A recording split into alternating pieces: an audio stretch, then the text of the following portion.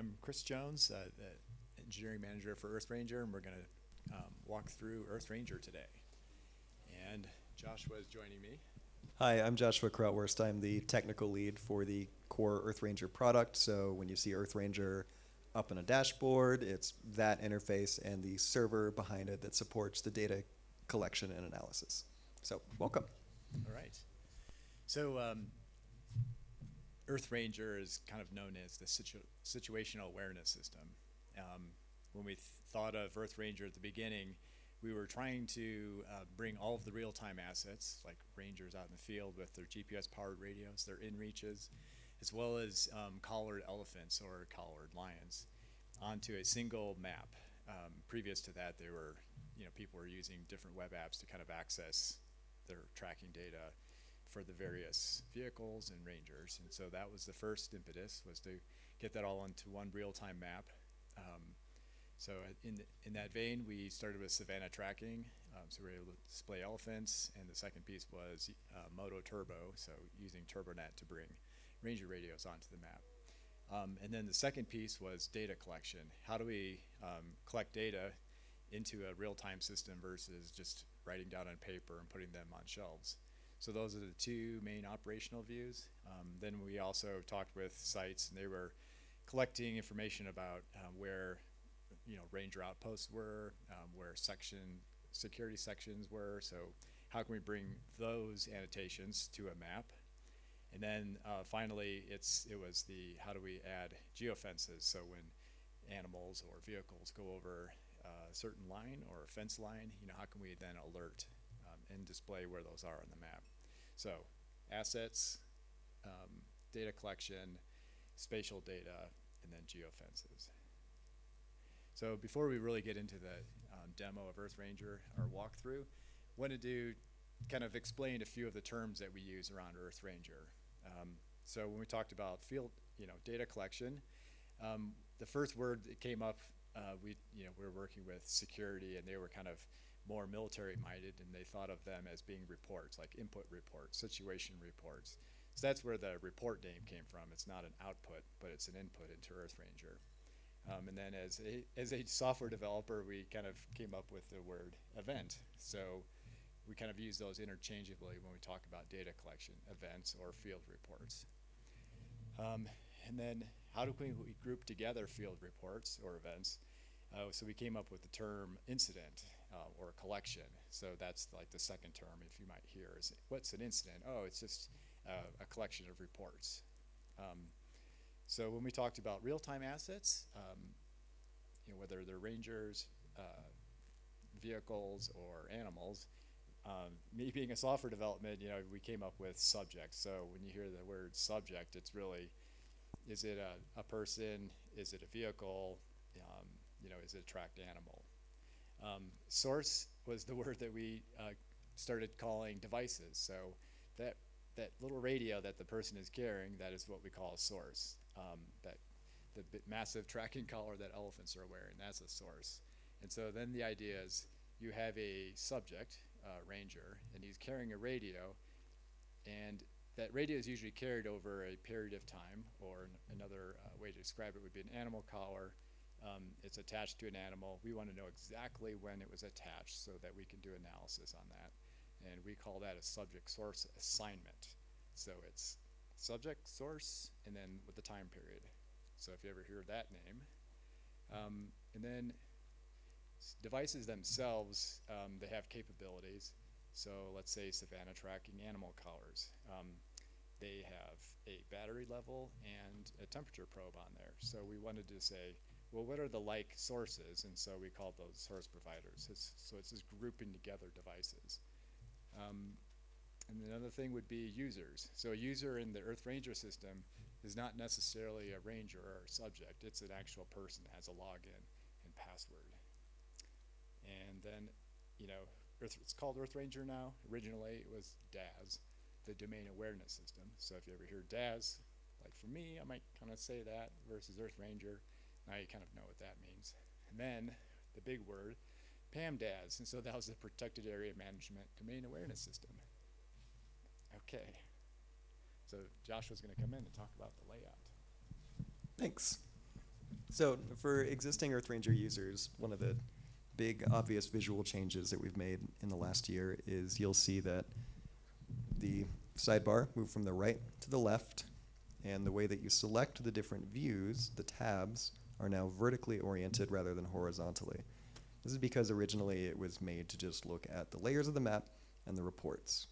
Then we added patrols, and now as our team and our capabilities are growing, we're making just room for lots of new features. So this gives you a bigger map view, a bigger sidebar view, and the ability to vertically scale all sorts of new features that we have upcoming into EarthRanger.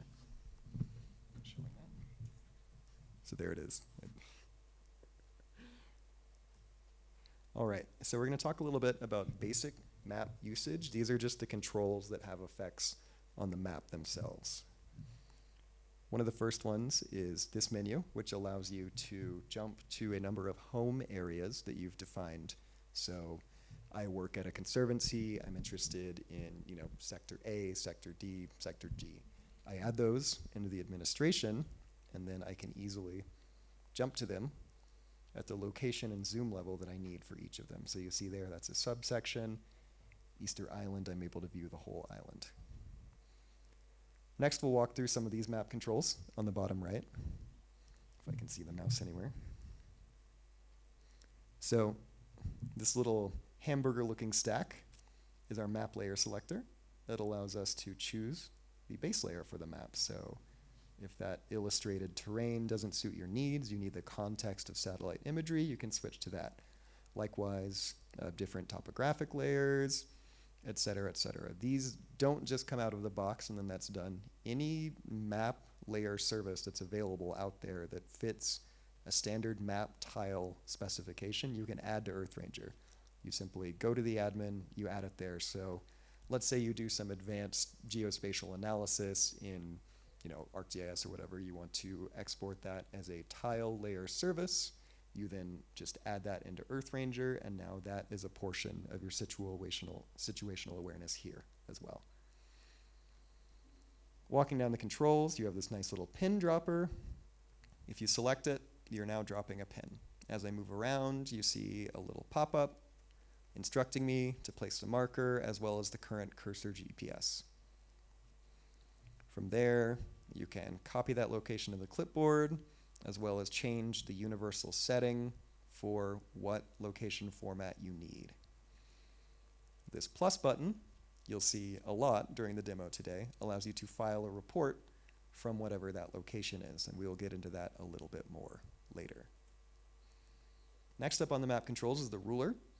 Originally designed to just measure from point A to point B, you can now go from point A to point B to point C, D, E, F, etc.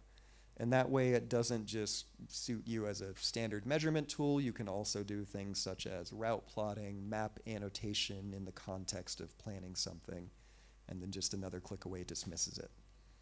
Likewise, once you've drawn with your ruler, if you need to make any creative changes to it, you can just grab one of these points, drag it around, and re-articulate whatever you're measuring, what you need it for. You'll see a similar pop-up as to the marker dropper, bearing distance from start, copy the location, add a report. You can also go to any of the individual ruler points to do the same. Next up is a control to print the map, and I will let you guess what it does. Print the map. Not much to say about that, honestly.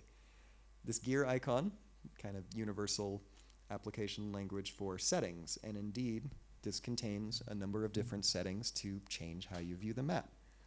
Lock map disallows scrolling, panning, zooming, etc. Next up, you have show names. So each of these items on the map, be they subjects or reports, you can toggle on and off the display of their name labels. You can also select this top level control to go all or nothing. Showing track time points allows you to hide or show the individual points that is drawn by a subject as it moves around. We'll unpack that in full detail a little bit later. Showing inactive radios just allows you to hide or reveal radios that haven't communicated anything to EarthRanger within a pre-configured time window. You'll notice data here nicely clustered to avoid being visually noisy and honestly not very useful. But if you need the fuller context, you need to see everything like that, you can go over here, uncheck cluster map data, and you get this beautiful pile. Simplifying map data on zoom just means that rather than trying to preserve what's there, as you zoom out, it will disappear items entirely in favor of just providing a simpler map experience. 3D map terrain turns on and off 3D mode, but we will get into that shortly. And by shortly, I mean now. So, if you right-click or context-click and hold on the map, you can actually change the pitch of the camera.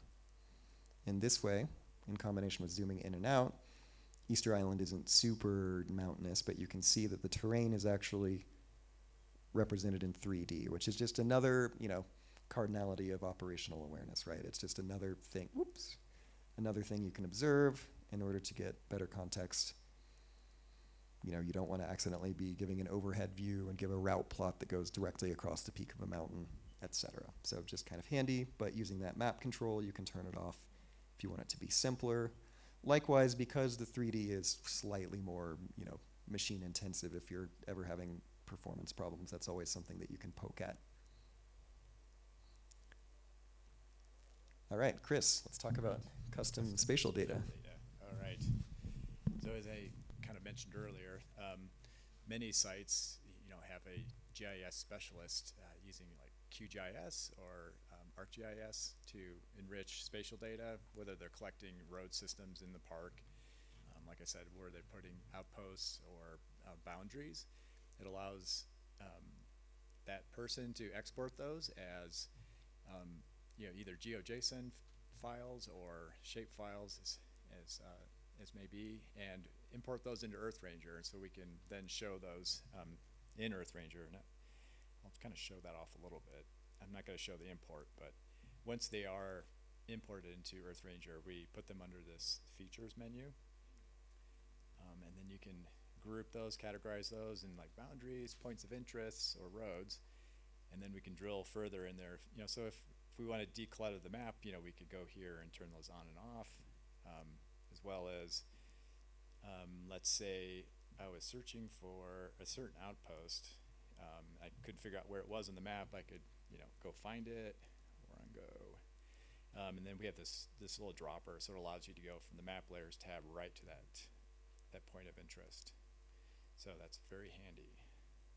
So it's really helpful to allow the site to augment and add data. We also offer a way to, so if you are using like ArcGIS Online to hold all of your custom spatial data, there is a way to import those into EarthRanger, so you don't have to do that dance with exporting and then importing into EarthRanger. And that's configured here in the EarthRanger admin as well. Or if you really wanted to, you could use EarthRanger to draw lines inside our admin so that you could just by hand add a few things. So what's next? News and updates. One thing we're doing is, as of last year, we started publishing release notes and other interesting things that we wanted to appear in EarthRanger on our community website. So we have a way to publish in our community website and then have any of those notifications show up in EarthRanger. And so that's an example here. I think I left it up on the screen for everyone to see. We published new release notes last week. And so those, you notice there's a bell here, there's a little red signal to say, hey, there's something new here to look at. And then we can go ahead and look at the release notes. We could jump out to the community website, see if I'm logged in. Yeah. And they'll come up and show our release notes. So that's kind of our way we can kind of let you know what's going on in EarthRanger land. Let's see. Oh, sorry. I'll get closer to the mic. News and updates. Oh yeah, our server status. So another feature we have here is the EarthRanger server status. So here's a quick way to see what the health of the server is directly. If we drop that down, we can see that, yes, we are online. We are connected to the server, and it's actually displaying the version number of the server. So if you're seeing an issue, that's really helpful for our support team to know, what version you're currently running. And also gives you the whether or not you're connected to our real-time system. And additionally, if you were integrated with the Hytera radio system or Moto Turbo system, we have another, we don't have that displayed here, but we'd also show what the connectivity status is of that system as well. And that would just be another menu item below here in health. And another thing over here, with this sidebar, so I hit the hamburger menu. If you look way down here in the lower left, we also have the version number of the server and the web client. And then if you want to look at the EULA, you can definitely click on that, jump out and see what the EULA looks like today. Okay. Map layers. Yeah, we went through those. Subject, animals, vehicles, and rangers. All right, so as Chris previously mentioned, subjects essentially represent anything on the map with sensors that are providing updates in real time. So a ranger walking around, a collared elephant, a vehicle tracker, a weather station, etc., etc.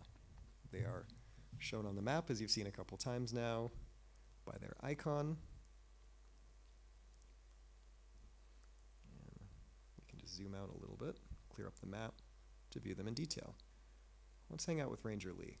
So Ranger Lee represents a ranger walking around, obviously. And there's a few bits, I guess Ranger Lee's track is green to match the green they're on. It's a little hard to view. So Ranger Lee is currently walking around a mountain on Easter Island. Good for him.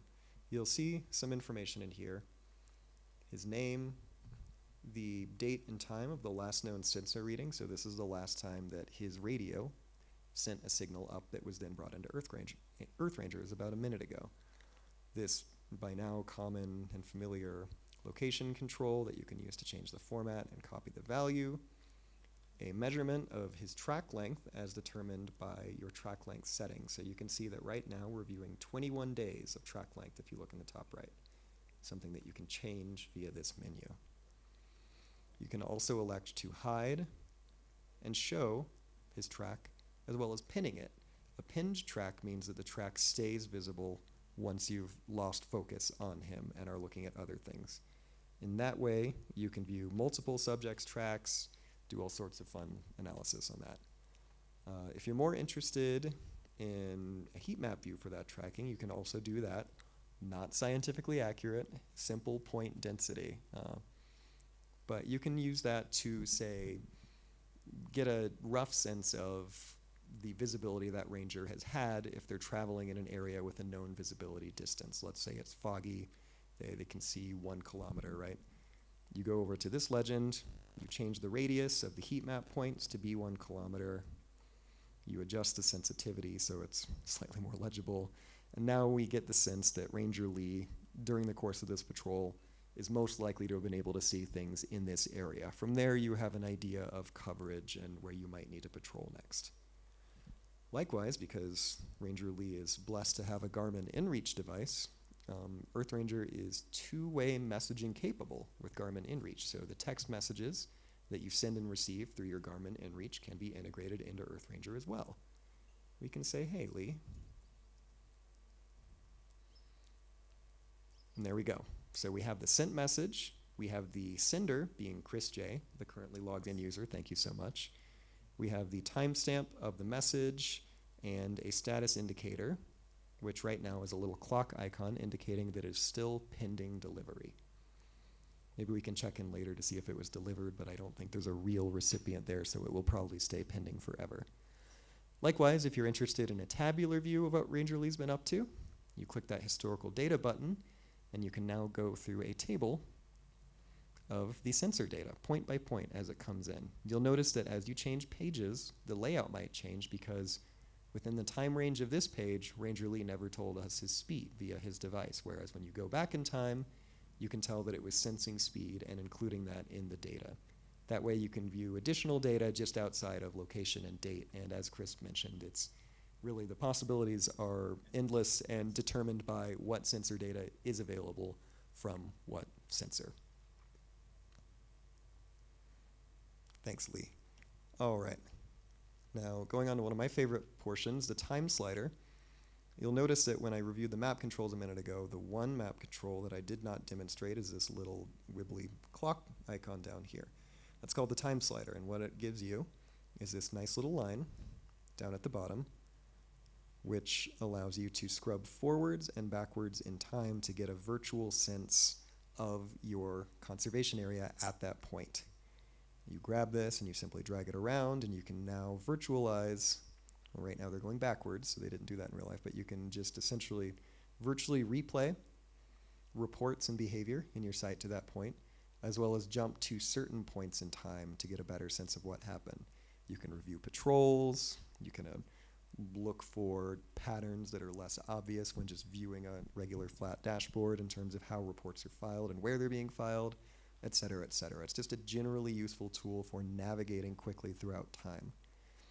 These little handles at the front and back let you change the range. So now, if we just want to replay yesterday, you'll see that the front is the end of yesterday, and the end is the beginning of yesterday. And now it's much less exciting because the movement is more fine-tuned. You can all reset that, choose presets, or you can set the start and end to any level of granularity that you see fit. Stationary subjects are the type of subject which are stationary. They don't move. Weather stations, gate sensors for open or closed, fence voltage checks, et cetera, et cetera. Anything that sits in a known location and conveys any sort of operational information. So right here we have a weather station in what appears to be a crater lake. You click through into that, and you get the similar view as you did to viewing a regular subject, as well as this nice historical data table, which again, you can navigate through in order to see the information that it conveyed over time. You can start to get a sense of weather trends in that location. I think we talked about this just a little bit with clustering, but yes, so EarthRanger's idea of grouping data together used to be a small black dot that indicated there was a lot of stuff there. We've since rewritten that to be more contextual. For example, in this cluster, when I mouse over it, it gives you the general shape of the data contained inside of it. It shows me that there are 2 rangers, an arrest report with a medium priority, and then +3, meaning 3 more contained items. You click through, it gets you to the next cluster expansion. You can continue to drill down till you get everything. If you're zoomed in fairly far, you can click a cluster, and rather than trying to zoom you in too close, it gives you this nice little pop-up, which you can use to then select the specific targeted data. So in this case, I wanted to check on the arrest. There we go. We already covered messaging from Garmin inReach devices. Now, Chris is going to talk to you about the excitement of uploading GPX. Yes. So one other way to bring in track data is to download, like if you had an older Garmin that wasn't, internet enabled, you could download the GPX file out of that, go into EarthRanger, and I'll show you how to do that. Here. You would go into EarthRanger, then you would select the subject you wanted that GPX tracks to be associated with, and you would scroll down to import GPX data. Looks like I double clicked on that. So anyway, from there you would choose the file, and then remember when I talked about that subject source assignment, you would choose which assignment to go to, choose the file, press save, and then would go ahead and upload that into EarthRanger, and then you'd be able to go back in EarthRanger and view that subject. So that's available. Oops. And field reports. Okay, so as we talked about field reports, it's a way for us to collect specific data about incidents or events going on in your park. We can customize each report type to collect exactly the data that you're looking to collect. So let's go ahead and just back to EarthRanger and check that out. So For instance, this invasive species report. The idea is that most reports, have a few common fields, which are who reported it, what time that report took place, and then we can set the location of it. And then specifically for each report type, you can imagine that you would want to collect specific information about it. What's really helpful here is like in this invasive species report. So what species of plant are we tracking? And we have a drop-down list, so there's no misspellings, no erroneous data entered. What was the density of it, for instance, urgency of removal, and then you could also record, in this case, like what chemicals used, how much was used. So for each report type, then we're defining this area. So we can choose, drop-down fields. We can add numeric fields, and it's really important to use like these drop-down fields so that when we go to analyze the data, it's very uniform. You want to avoid as much as possible free text because that's not really analyzable. So also if we're in field reports, then we can add notes. I can come in here, Joshua, add a note. We can add attachments. If we had a picture of the cluster of, in this case, invasive species, really helpful to like take a picture. That's what they say, picture is worth 1,000 words. You can add as many pictures, or if there's a PDF that was sent to you, like how to handle this invasive species, you could add that right in here. So that's an example of doing that. And then, what else am I going to talk about on that? Incidents. So an incident is just a grouping of reports. Mainly these were used for security-minded. We could say during an incident, in this case, like an elephant was poached. Maybe the first event we heard was like a shot was heard out in the savannah somewhere. The next thing might have been that the ranger went out to investigate and then found this carcass, and then so we wanted to collect information about that, and then maybe further on that day an arrest was made, and so then we wanted to group that all together. Very handy for going in front of a magistrate to say that these are all the events that occurred during this incident, and so we can check out one of those here in EarthRanger directly. So here's that shot was heard. We're collecting information about that, when, bearing, all that specific information as much as possible. The carcass report, we're looking at what species was found, information about that. These are all discrete fields, very easy to analyze with. And then finally, the arrest report. So this would be an example of something in the future that you would probably export this arrest report maybe to Semantica or some other system that would be more appropriate for investigation. Okay, incidents, analyzers, right. So another feature of EarthRanger is that we have a few analyzers built into this system for detecting, in this case, like geofence. So has an animal or vehicle crossed a certain boundary.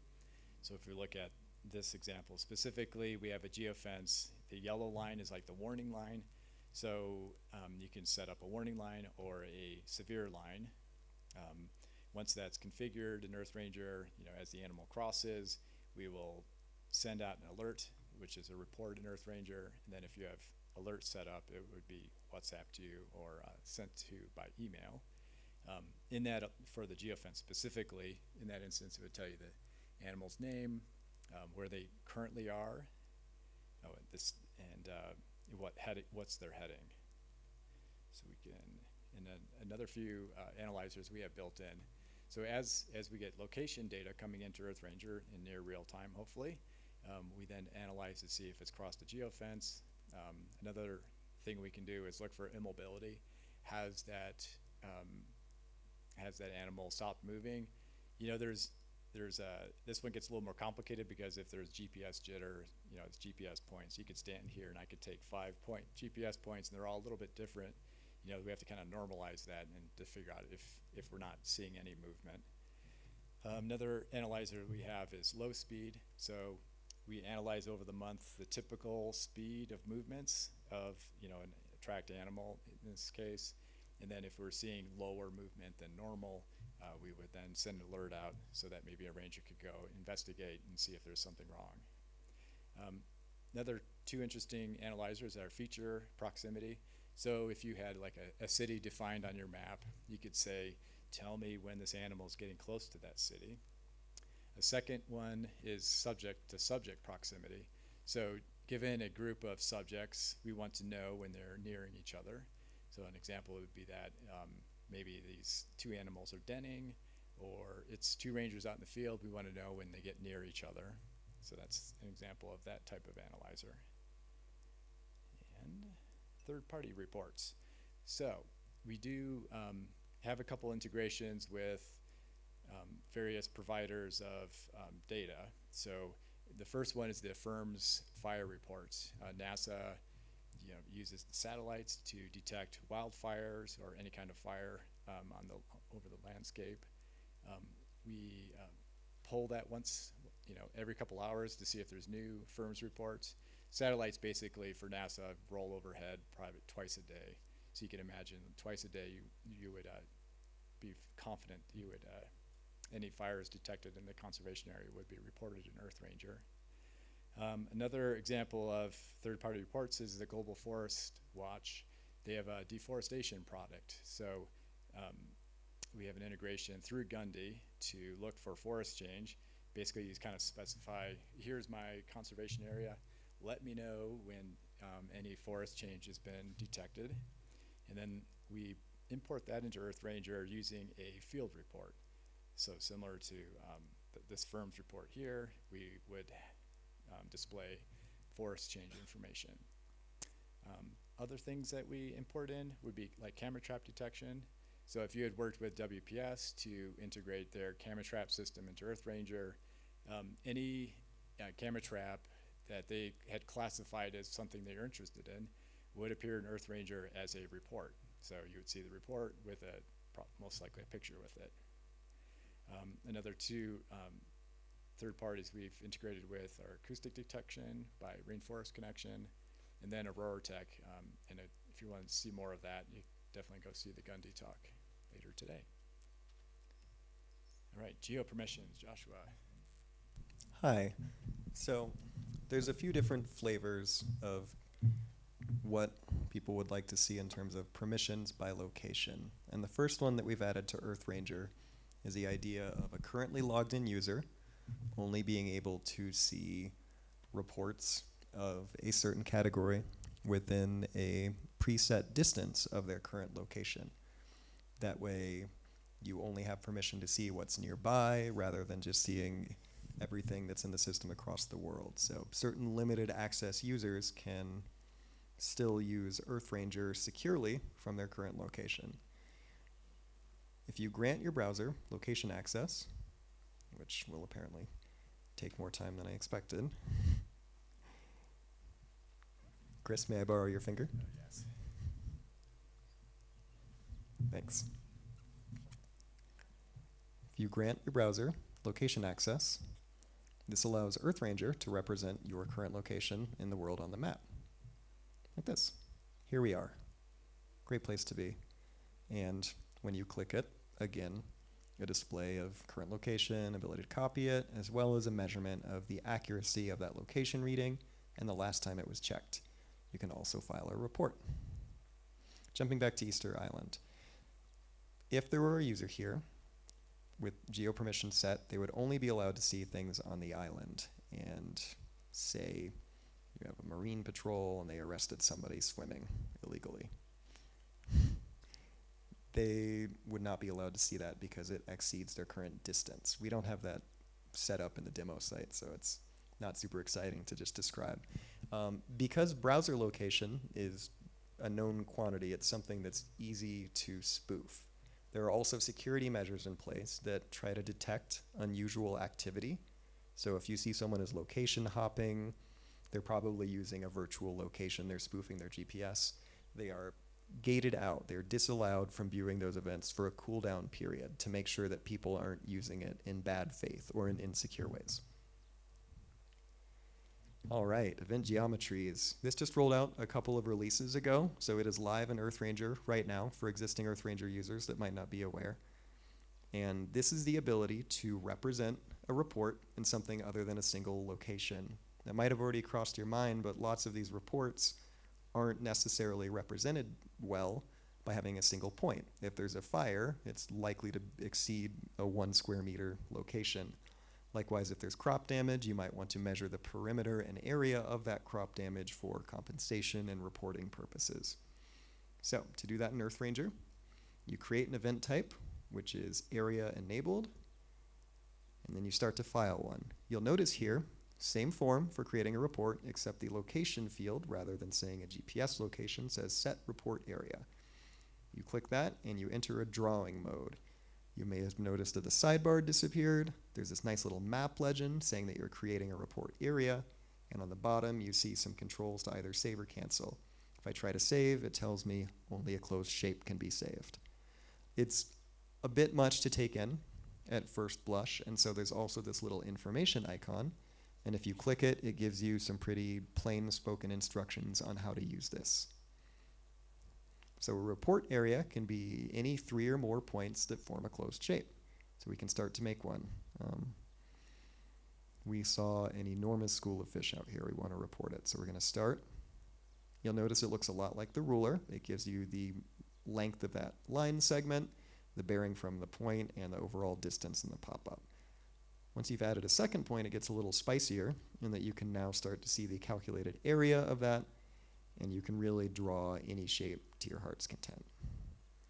In this way, you can represent significantly complex geometries, which is especially useful for automated reports coming in from providers like Aurora Tech, which allows them to really, really precisely draw the affected burn area of a fire. Once you've made your really cool shape, you can either click the first point or hit the Enter button on your keyboard to complete. But let's say you've made a mistake. You don't want these points or they need to move. You can grab and drag one of these points to alter the shape. You can click it, select it. You see it has a little white outline, and then hit the delete key to remove it. And you'll also notice the numbers disappear and little white handles emerge when you hover over it. That lets you add a new point to an existing shape by grabbing and dragging. So we can add additional complexity, delete complexity, and let's say I made these modifications, but they're inaccurate. I need to go back. In this little legend area, there's an undo control that contains the full history of modifications you made, so you can walk back to any good point in time. If you need to start over, click discard. There it goes, and then you can start all over again with your super cool shape. Once you've drawn a good shape, and again of note, it has to be a non-intersecting closed shape. You'll watch the save button on the bottom. I've just made an invalid shape because it has strange intersections and it does not fill in appropriately. So click undo to get back to a good known state. You can now save. We'll change the color of it. We'll say polygon hello, and we'll submit our report. And there we go. In real time, it now shows up on your map as a representation of that report with an icon in the center telling you what it is. Pretty cool. I think that's pretty empowering for a lot of different report types that haven't been fully covered with EarthRanger reporting in the past. So it's there today. Please use it. Let us know what you think, whether or not it suits your needs. Oh, it also tracks the provenance. So was this made in the web application? Was this made from EarthRanger Mobile? Because EarthRanger Mobile allows you to track your movement, and when you're done, close that shape and submit it. So if you are a ranger or you are doing a compensation evaluation of crop damage, turn it on, walk around it, you're done, submitted. You now have the measurements that you need in order to file the report. Cool stuff. And in the admin, this is just how you create an event type that accepts these areas. An event type can only either be a point location or an area. You can't have it be both. It makes analysis and historical updates very challenging. So you have to create a new event type with this geometry in order for it to take effect. And anyone wearing an EarthRanger shirt around here would be happy to help you set that up if you're interested. alerts, is this? Yeah, okay. Alerts are a way to receive EarthRanger information outside of EarthRanger. So I'm an operations manager. I'm going to go, to another location. I'm not near EarthRanger, but it's critical that I'm notified if an arrest is made. All I do is I go to this menu right here, select alerts, and it opens up a new view that allows you eventually to set up an alert. So alerts allow you to send either a text message, a WhatsApp message, or an email to any contact method that you add here. So I'm going to email myself if I see an arrest.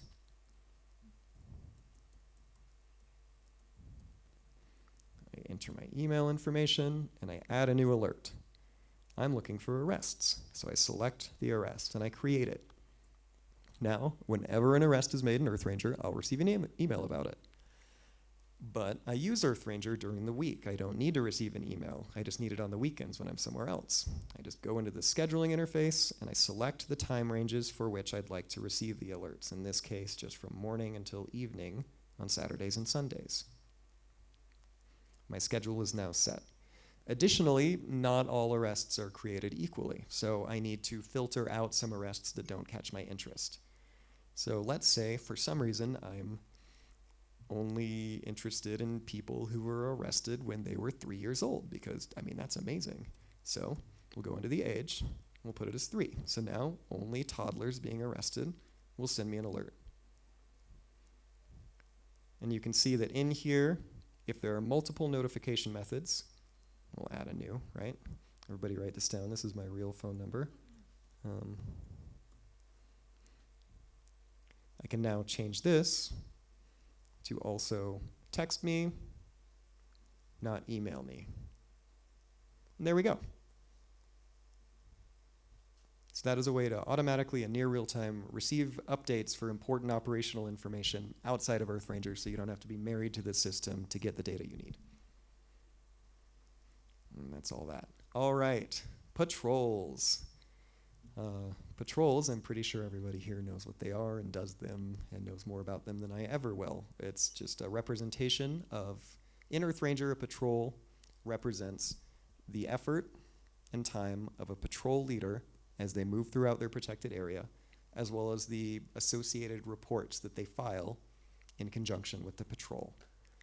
Here on Easter Island, we have a few patrols going. We have the beta team, which was scheduled to start this morning at 6:30, but is yet to start. So you can see that it's floated to the top, something that might need attention, as well as a control to start it. The alpha team has been going for about a little under 5 hours, and they've only moved 9.5 kilometers. Gamma team completed their patrol at 6 this morning. It went for about 7 hours. They were working late, and they went for 1.12 kilometers. Delta team had a scheduled patrol, but they weren't able to execute, so you can see that it's canceled, as well as a control to restore it if it ends up being something they're able to do. Drilling into this patrol a little bit more, let's look at the alpha team. So here you can see a few things, and it's similar to the incidents view with some extra spice on top. Ranger Maria is leading the alpha team, so she's indicated as who's being tracked. You can see that it started at this time, and you see that there's a start location set, so the intended location at which that patrol should have started. You can also see that so far in the course of their patrol, they have found a carcass, a suspect has been arrested, and there's an invasive species. You can also see that it was scheduled to end at 10 o'clock this morning, but has not yet ended. That is because it's not set to automatically end. In order to set a patrol to automatically end, you give it some known time in the future, and you check this auto end patrol box. That way, during the course of time, when you hit 11:45, the patrol will automatically resolve itself and close to done. Likewise, you'll see a little dropper icon, which jumps you right into a patrol view, as well as a control for toggling the tracks for that patrol on and off. So here in the patrol view, you'll notice a few subtle differences between a normal track and a patrol track. For one thing, there's a small P icon next to Ranger Maria. That's just an easy first blush indicator that she's currently on patrol. You'll see that the track is thicker and bolder, but otherwise the same. It still shows the points indicating bearing. And if you track it back to the beginning of the track, you'll see some interesting things. You'll see a patrol icon indicating the intended start of the patrol, and then a connecting dotted line between the expected start of the patrol and the first point captured during the patrol for Ranger Maria. You'll also see a lighter styled track that indicates Maria's tracks previously to the patrol.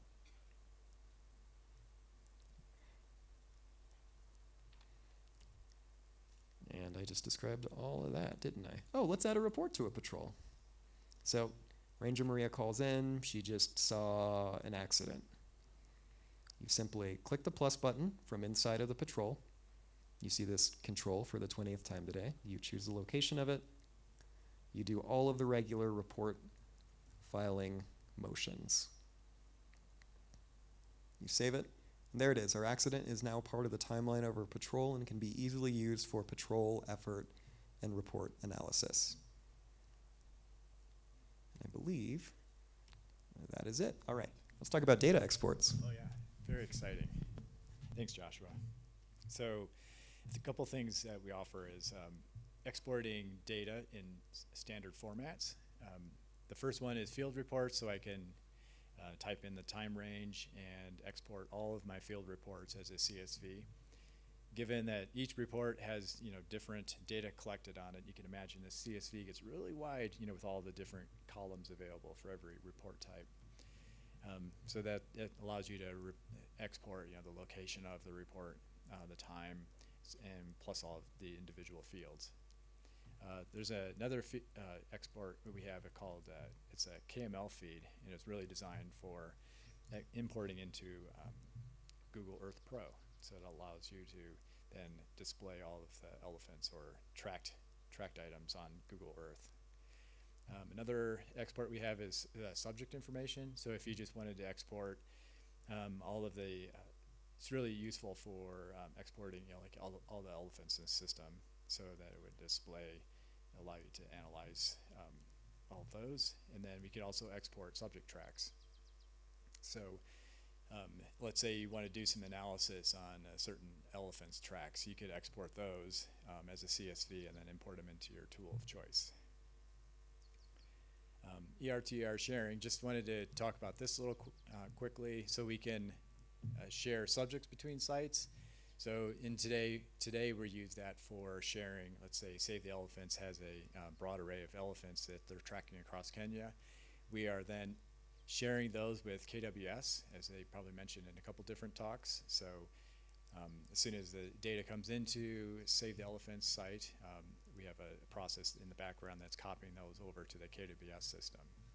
And then the second type of sharing we have between sites is report sharing.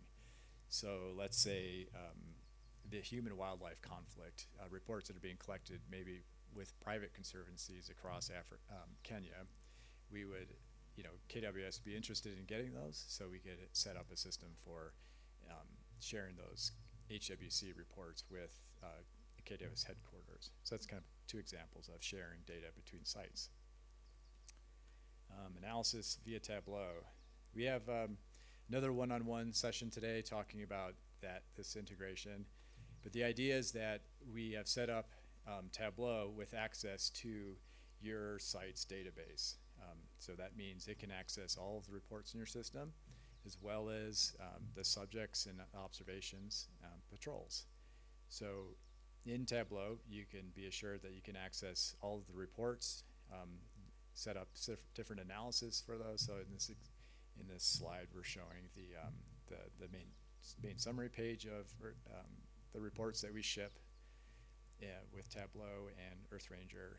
You can also, we have a summary report for reports, so you can drill down, see how many reports were collected during the week. You can choose whatever time frames, and then analyze specifically, create bar charts, as well as seeing that displayed on a map. Definitely, I think it's at 1 p.m. today, so if you're interested in hearing more about EarthRanger and Tableau, please attend that. And then the public map. So, think of EarthRanger as being this secure database of all of your reports and subjects. But if you're interested in publishing some of your subject data out for, let's say, either fundraising or other ways of sharing what's going on in your protected area with the public, we have an option for doing that. So let's see, what do we do here? So we worked with some undergraduates at UW to design basically it's a widget that looks similar to EarthRanger. It's a map. It displays, all the subjects that you've exported into this system, and allows you to embed that. Like, let's say your fundraising side, they have a WordPress page set up with your site. You could then embed this map of these specific subjects, and also annotate them with some interesting data about the subjects. So here's an example of a map that we set up with the Giraffe Fund. So they were exporting giraffe movements, and specifically here we have these really cool icons that we designed, and as we talk about this, so when I said you could add interesting information about it, we allow you to annotate and add narrative data about the subjects that you're displaying in this narrative. You can also add some pictures. So the idea is that you're creating this public-facing view of EarthRanger subjects, and it's separate from EarthRanger, so you don't have to worry about security of the system. You don't have to worry about scaling. You don't have to worry about someone if the site were to get really popular and people were to start accessing it, it's separate from your system. So if you're interested in something like this, please come up and see me, and we can talk about how we could set that up with your site or with your funding group, or just in general talk about how you could make use of it. Let's see, Gundy, there's a session later today, so I definitely recommend going to see that if you're interested. How we move data from these different systems into EarthRanger. And then ER Mobile, there's talks about that. Really EarthRanger Mobile in summary is collecting data and also collecting your subject tracks. And question and answer. So, anyone have any questions for either Joshua or I? We have a lot of knowledge of EarthRanger, so I don't think you could stump us. Our handy helpers will be delivering microphones throughout the crowd.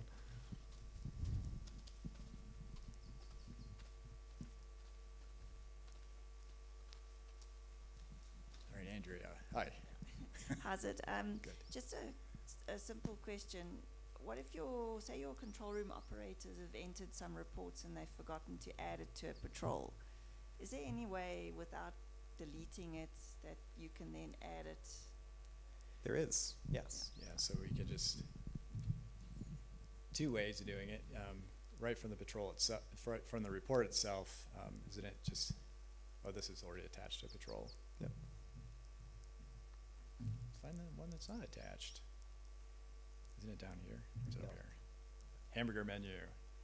On the report itself, you can actually add that to patrol. So that'll then list out the different patrols that are running. So that's one way of doing it, and then we go the other way. Yep. So we can be at the patrol. Let's go to Alpha Team, and then I think it's Is it here or is it? No. Okay. So it's just through the report form. Sorry. At one point we were talking about adding a list in here. Mm-hmm. Okay. Other questions? It's a lot. Oh yeah, over here. Hi. Hi, I'm Mary from Lion Landscapes. My question is, in a scenario of an ER to ER with different properties, is it possible to set an alert and prevent HWC from happening? I think you were saying you wanted to have an alert sent, or just you wanted to have reports coming in from the other system? Okay, we have reports coming in, Okay. but in a scenario where I want to prevent maybe HWC from happening, our collared lions, maybe they are approaching an area where there is livestock or maybe the community, and in such a scenario, how do I view how am I able to set the alert and see? Yeah, Thank so you. for that instance, and other people are doing this, it's hopefully I described this right, you would set up a geofence. And so if that lion had a collar, or you're saying, yeah, ideally you would have a collar on the lion, so then when they cross that geofence, an alert gets generated in EarthRanger, basically an event gets generated. And then, as we talked about earlier, you can then say for any any geofence alerts or events being created in EarthRanger, you could have those sent out through WhatsApp to that person. I think I've talked to other places where they've set it up where so there's a geofence crossing on a specific township. They've arranged for someone in that township to receive those alerts on their WhatsApp or SMS, and so that's how they've been able to alert the town then to, you know, be prepared. There's elephants heading your way. In this case, lions. Yeah. Does that answer your question, or is there more to it?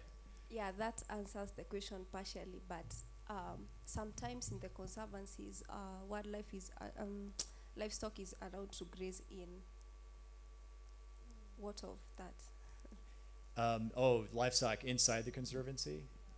Yeah, I mean, you would have to, you'd still, okay. Well, if the livestock had a collar on it or some tracking device, then you could use this subject to subject. I think that would be like the answer for that.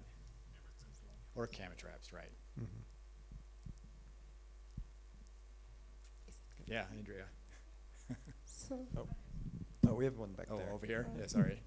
I had a question on the third-party reports, specifically on the ones that send fire alerts, the NASA and Aurora. Right. So what are the additional requirements? Are there costs associated with that? Or is it a plugin that I have to do, or EarthRanger automatically has those installed once it's installed at the site? Right. And so, also, sorry. oh yeah, go ahead. Sorry, and then also how quick, how real time are those alerts? Is it 20 minutes? Is it an hour? Yeah, for the firms, it's built into EarthRanger, so it's something you can configure inside EarthRanger today. All you have to do is specify, like, what's the area that I'm interested, because you really probably don't want alerts for all of Africa. So, you know, first would be drawing a polygon for that. As far as Aurora Tech wildfire detection, they're a separate commercial entity. And so there's a cost there. I'm not sure what the exact cost is for that. And once you have a relationship, maybe they are interested in working with conservation areas and having conservation pricing, and maybe you can negotiate something else with them. But once you have that set up, an account, we would use Gundy to access those alerts going into Aurora Tech into your system, your EarthRanger system. As far as you were asking about how real time it is, so for NASA, they have just 2 satellites, and so basically it's like every 12 hours they pass overhead. If they detect something, we poll about every 10 minutes to see what new data is available at NASA. So I'd say first it's the 12-hour, then once it passes over, within 10 minutes, you would see that alert. So there is some delay. Now with the Aurora Tech system, they've got more satellites. They're using some of the Airbus products as well as the NASA products, so they're able to detect and alert much faster. Yeah, just to add to that, sorry. So through the Global Forest Watch integration, there's also access to VEERS, which is another service that NASA has. So if you combine firms and VEERS, you get faster updates. And then the Aurora Tech, I believe it's not cheap. It's on the order of like $3,000 a month. But I think the more people that show interest, the more that we can go to them and negotiate pricing.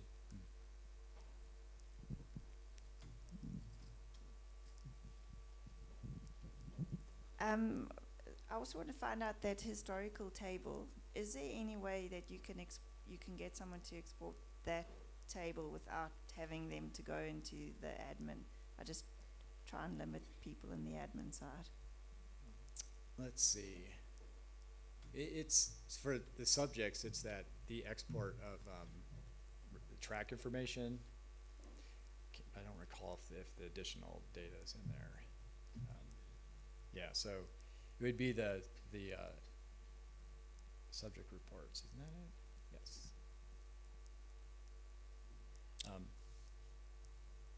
So yes, Yes. Yeah, okay. it's up here in the yeah. subject report export.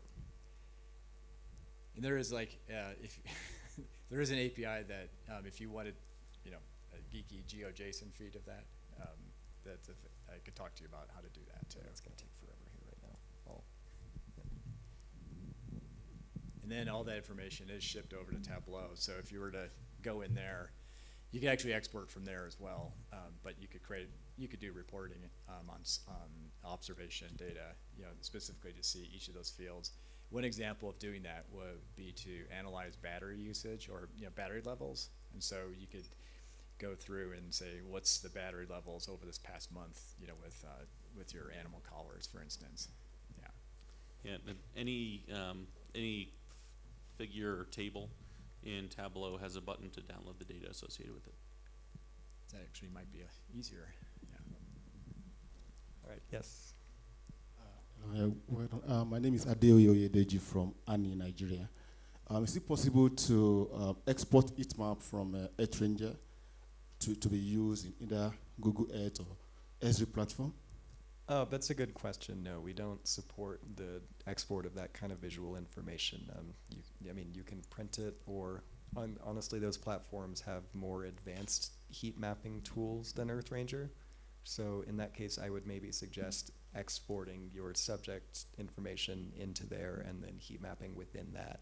You'd get more scientifically viable analysis. Our heat maps are very basic and simple point density.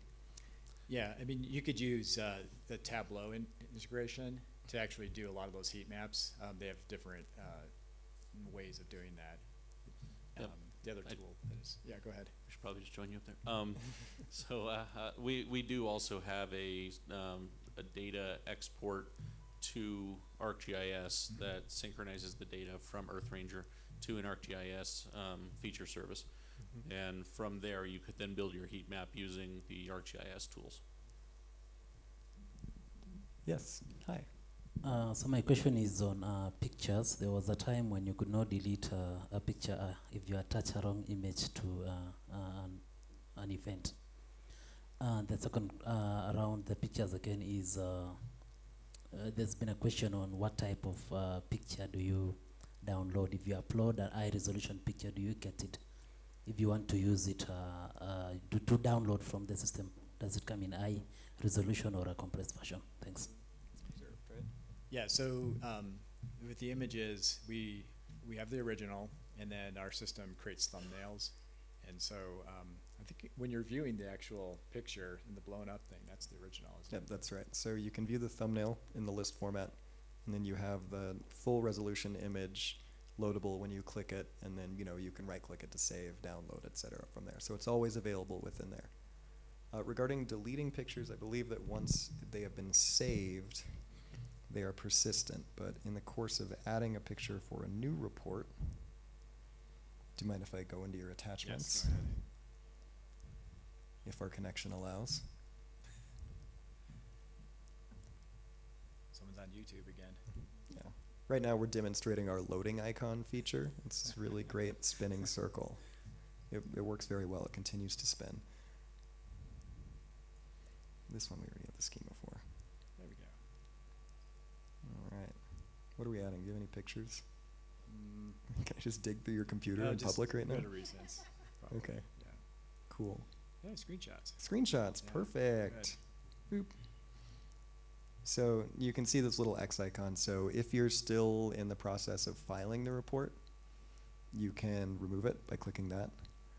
But once you have added it and saved it, it will stay. That's just generally consistent with the EarthRanger idea that usually the people using it in the operations center, should have non-destructive capabilities. So like they should be able to add data, contribute data, edit data, but that it would take an administrator to go back and delete it.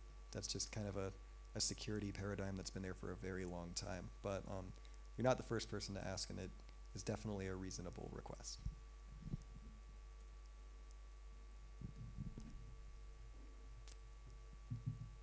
Any other questions? All right, well, thanks everyone for attending our talk. If you have any further questions, feel free to go find anyone with an EarthRanger t-shirt or us. We'll be here for a little while. So thank you.